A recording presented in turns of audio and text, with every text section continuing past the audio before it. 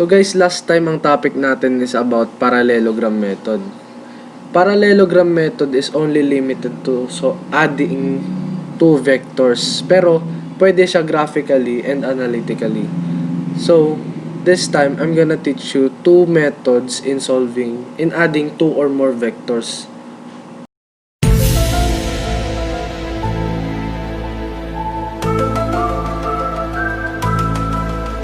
And the easier one. Kasi napakahaba nung napakahaba nung parallelogram method in just solving two vectors. So, first let us start doing the graphical method. So, we have three vectors here.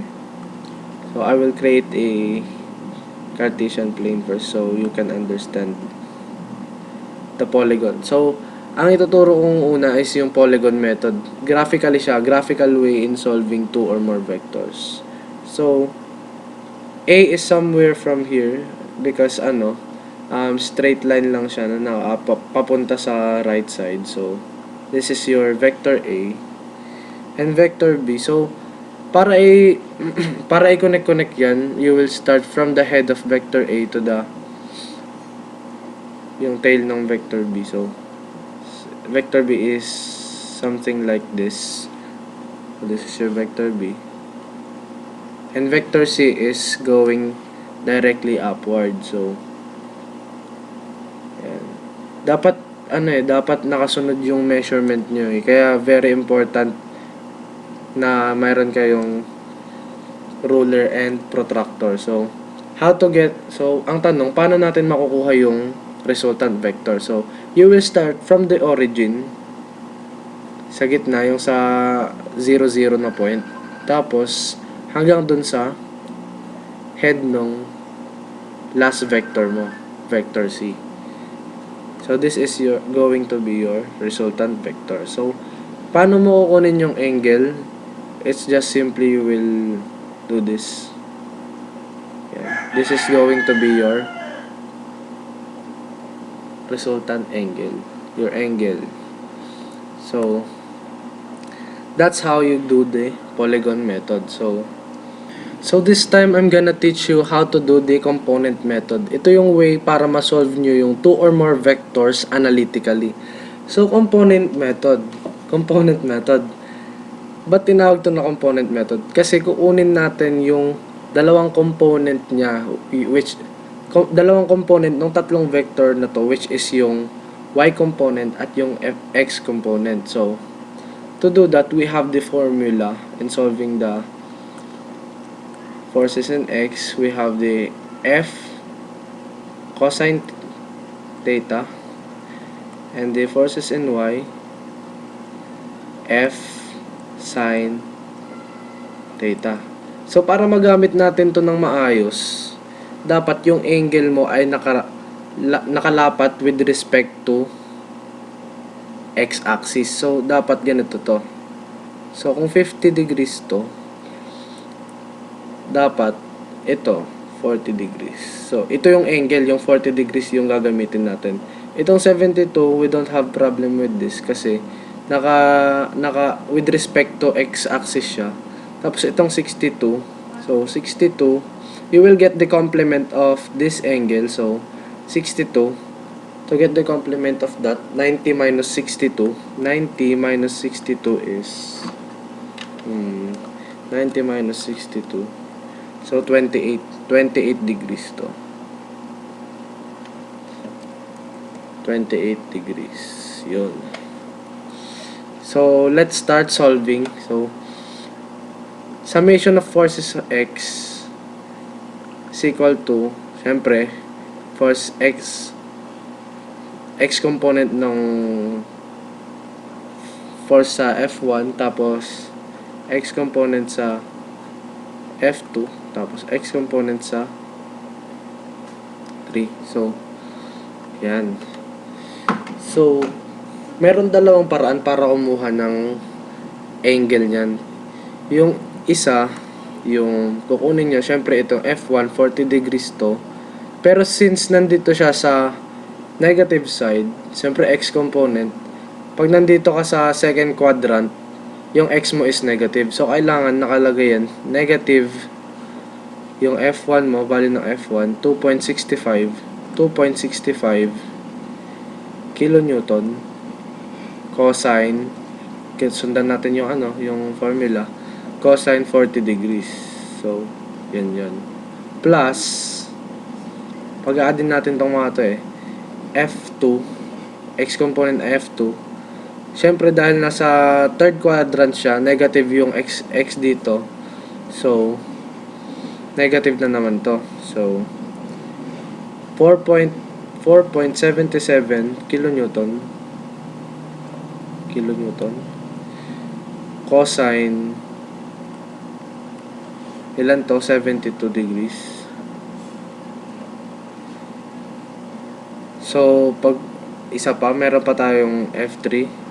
So, since nasa fourth quadrant siya, ang ano dito, ang x component mo dito ay positive. So, plus 3.18 kilonewton. Pangit talaga ng sulat ko. Grabe.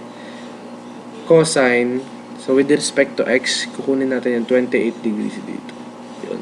So, pag-aadin natin tong mga to.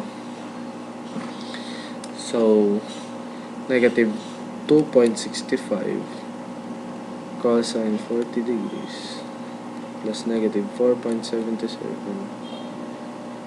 So, pinapakita ko lang din kung na sinusolve natin para legit talaga.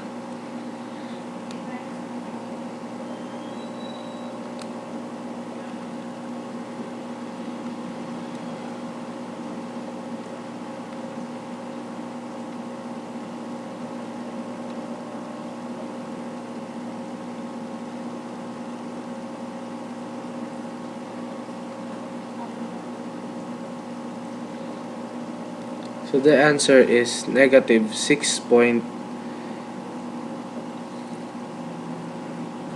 no.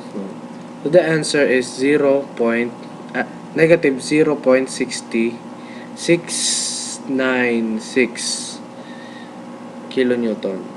So ito na to, ito.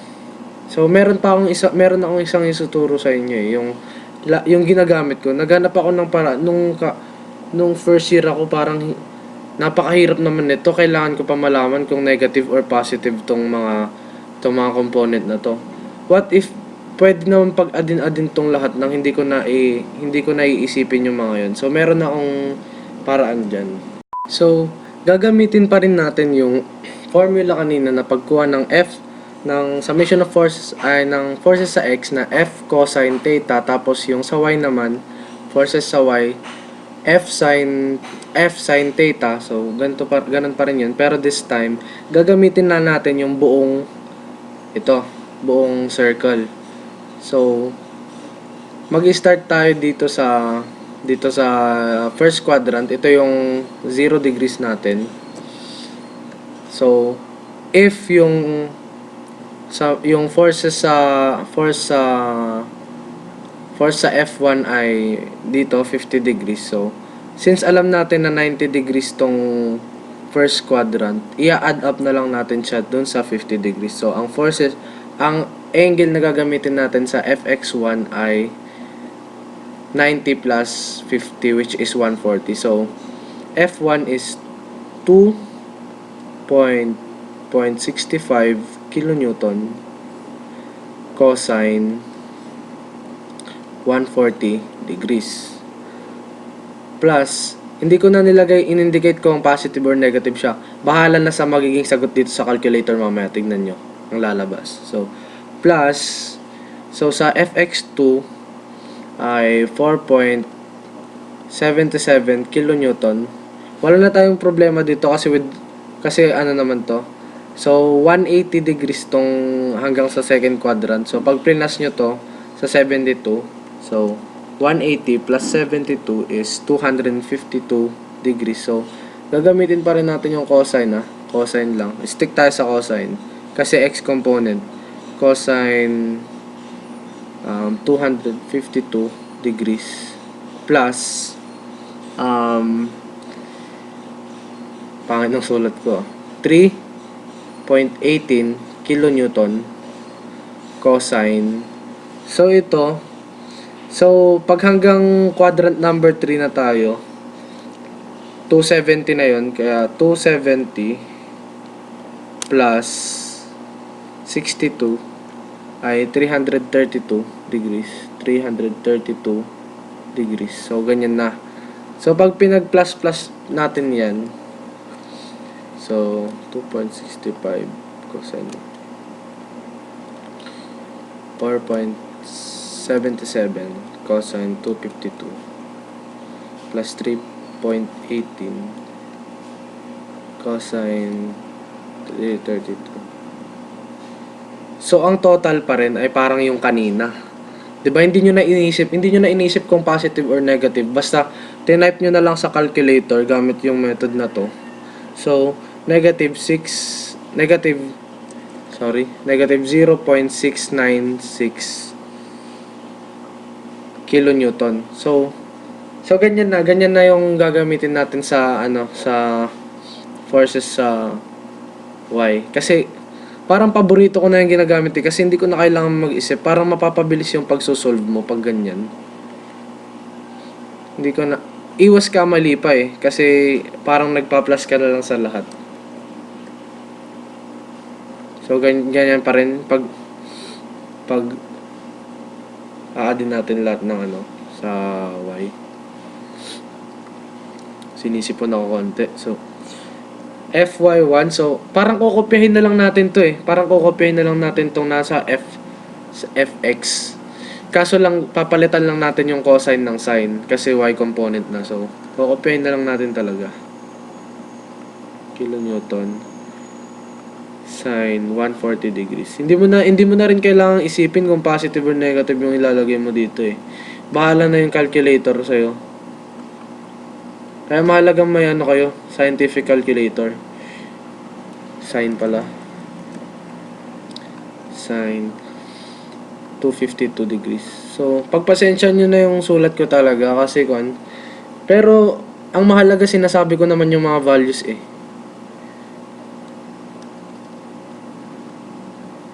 Gumawa pa ng excuse.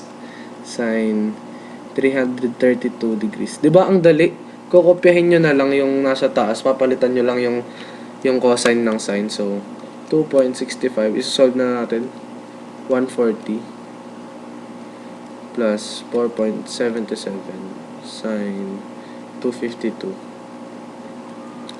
plus 3.18 sine 332. So ang answer dyan is negative 4.326 kilonewton. So ang x at saka y component niya ay parehong negative. So we can assume na nandito siya so saan ba yung negative side sa x at saka y? Nandito siya somewhere from third quadrant kasi ang third quadrant ay negative yung third quadrant. Negative. Hirap Yun. Parehas na negative sila dito. So, may values na tayo. So, ililipat lang natin to para may pagsosolban tayo ulit. So, kukunin natin yung sagot dito. Yan. Mahalaga rin na na very neat kayo sa pagsosolve kasi minsan nalilito yung prof. Ilang beses na ako nasabihan ng ang pangit ng sulat mo nung nagche-check yung prof. Yun, natatawa na yung mga kaklase ko kasi totoo naman. Mahalaga na iintindihan. Ayun, wala nang masyadong minus. So, to get the resultant of this, to get the resultant ng tatlong vector na to, so we have the formula. Yan, resultant. Square root of summation of forces sa x plus summation of forces sa y. So, parehas pala silang naka-square. Yan. So, does this equation looks familiar to you? So, ang equation na to ay nakuha sa dito. funny side is dito siya sa triangle na to.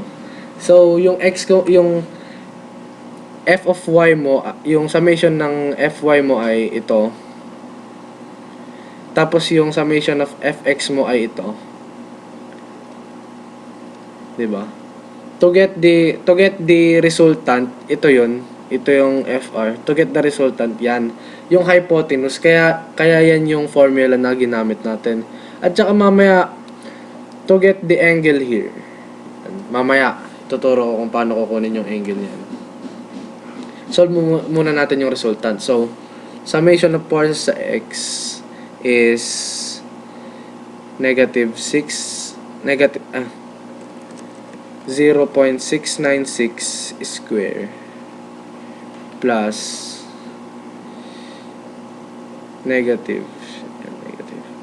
It doesn't matter naman kasi mag-i-square din lang yan eh. Pero isulat pa rin natin para hindi malilito yung iba. 4.326. Ayan. Square root niyan.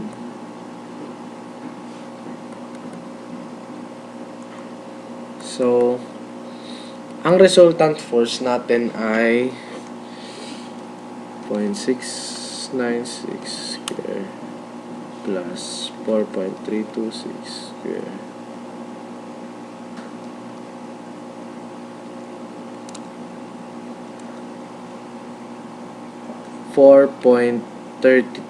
.38 kilonewton. So, yan na. Ito yung sagot.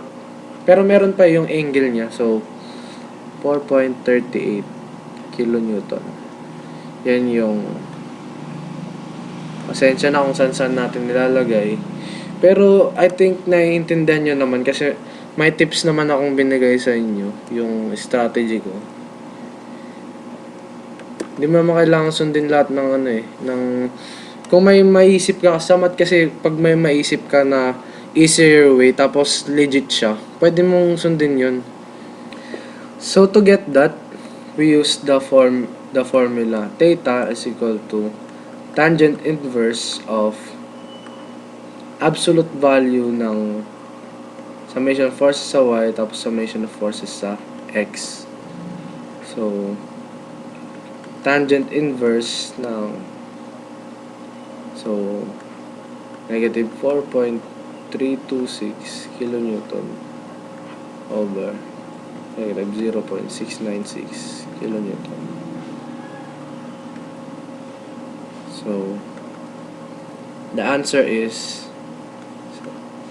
the value of theta is 80.86 degrees. So saan nga ba naka-place tong 80.86 degrees na to?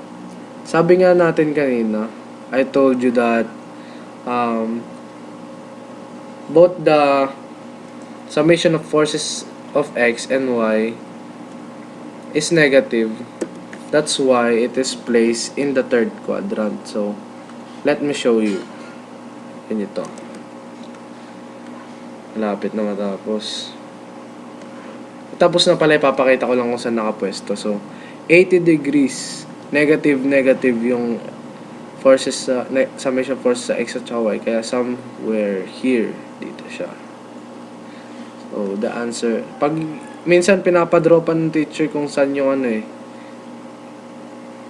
kung nasaan yung resultant. So, the angle is 80.86 degrees. And tapos 4.38 kilonewton. So this is your final answer. We're going on a trip in our favorite rocket ship.